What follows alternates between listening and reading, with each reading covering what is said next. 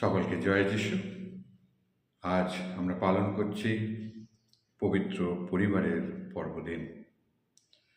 আজকে এই রবিবাসরীয় পাঠে আমাদের জন্য রয়েছে মথি রচিত মঙ্গল সমাচারের 2 অধ্যায় 13 থেকে 15 পদ ও 19 থেকে 23 পদ।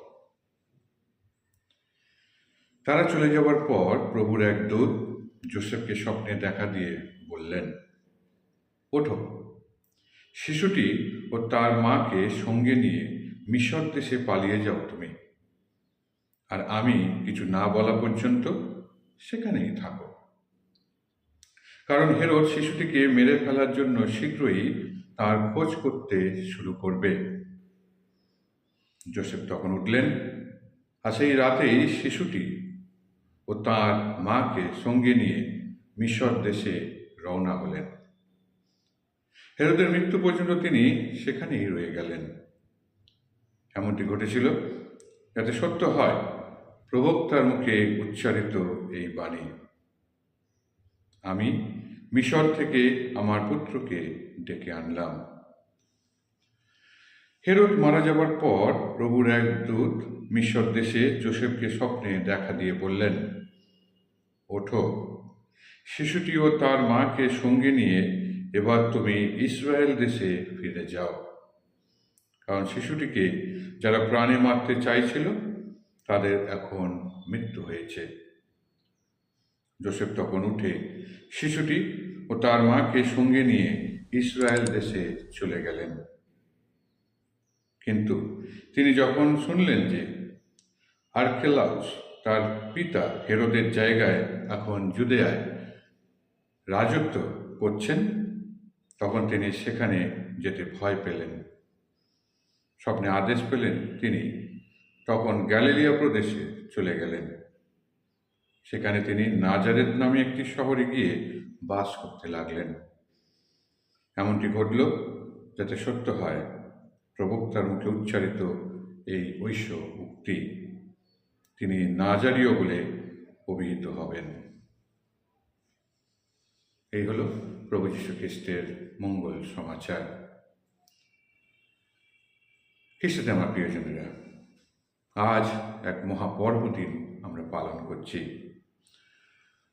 আমরা এই ক্রিসমাস উইকে যখন আমরা বড়দিন পালন করে আসলাম, যেখানে যিশুর জন্ম আমরা মহা গৌরবের সঙ্গে, আনন্দের সঙ্গে, উৎসবের সঙ্গে আমরা পালন করলাম, যে তিনি আমাদের হৃদয়ে এসে জন্মগ্রহণ করেছেন, তাকে আমরা পেয়েছি আমাদের মাঝে, তিনি ইম্মানুয়েল।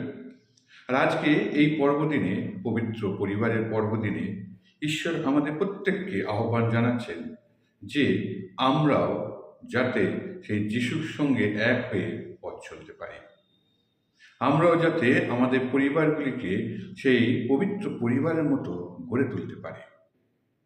আমরা যদি সেই পবিত্র পরিবার, যিশু, মারিয়া, যোসেফের পরিবার, সেই পরিবারের দিকে যদি তাকিয়ে দেখি, আজকের দিনে তাদের অনেক কষ্টের মধ্যে দিয়ে যেতে হয়েছে, অনেক সংশয়ের মধ্যে দিয়ে যেতে হয়েছে, তারা অনেক প্রবলেমের মধ্যেও ছিল, কিন্তু ঈশ্বর তাদের পরিচালনা করেছেন এবং তারা ঈশ্বরের সমস্ত উক্তি, সমস্ত বাক্য তারা মেনে চলেছে এবং সেইভাবে ঈশ্বরের যে পরিকল্পনা তা সম্পূর্ণ হয়েছে।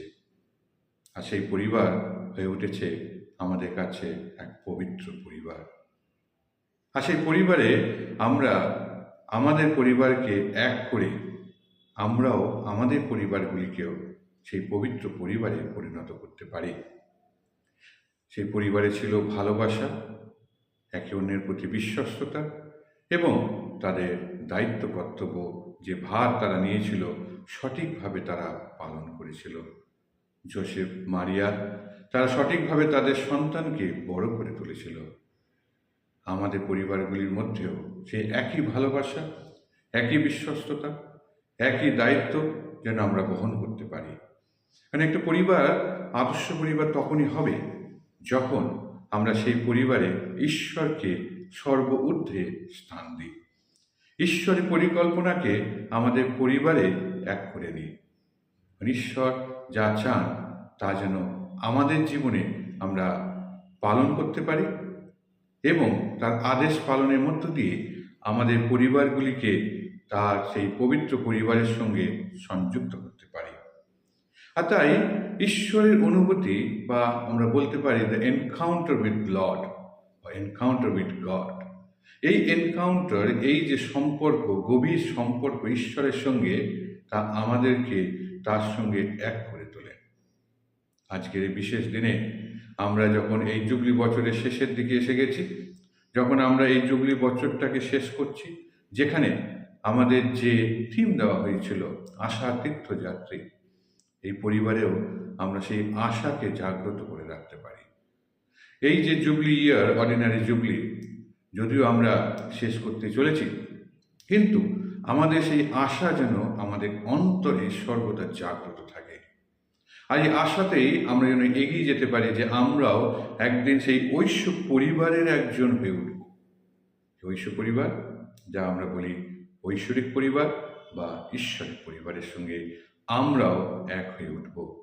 আর তাই আজকে এই বিশেষ দিনে যখন আমাদের এই বিশ্বাস, আমাদের এই আশা, আমাদের এই ভালোবাসা আমরা জাগ্রত করতে চাই, আমরা ঈশ্বরের কাছে প্রার্থনা করি ঈশ্বর যেন আমাদের প্রত্যেককে আশীর্বাদ করে, প্রত্যেকটি পরিবারকে আশীর্বাদ করে, প্রত্যেকটি পরিবার যেন যিশু মারিয়া যোসেফের পরিবারের মতো হয়ে উঠতে পারে।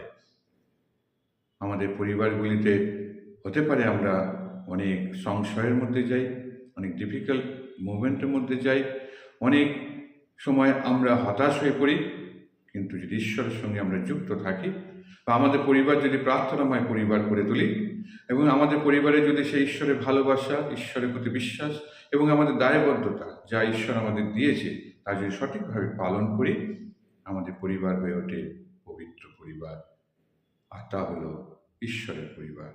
ঈশ্বর আমাদেরকে সেই আশীর্বাদ দান করুন, আমাদের প্রত্যেকটি পরিবারকে আশীর্বাদ দান করুন, প্রত্যেকটি পরিবারে যেন ঈশ্বরের শান্তি, ঈশ্বরের অনুগ্রহ, ঈশ্বরের আশা, ঈশ্বরের ভালোবাসা যেন বজায় থাকে এবং আমরাও যাতে ঈশ্বরকে পথ করে এগিয়ে চলতে পারি।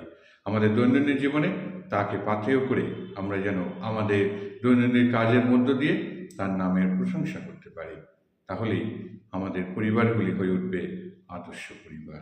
তাই আসুন খ্রিস্ট প্রিয়জনেরা, আজকে বিশেষ পর্বদিনে আমরা ঈশ্বরের কাছে তার অনুগ্রহ কামনা করি, যাতে আমরাও তার সঙ্গে এক হয়ে আমরাও একদিন তার সেই ঐশ্বরিক পরিবারে একজন হয়ে উঠতে পারি।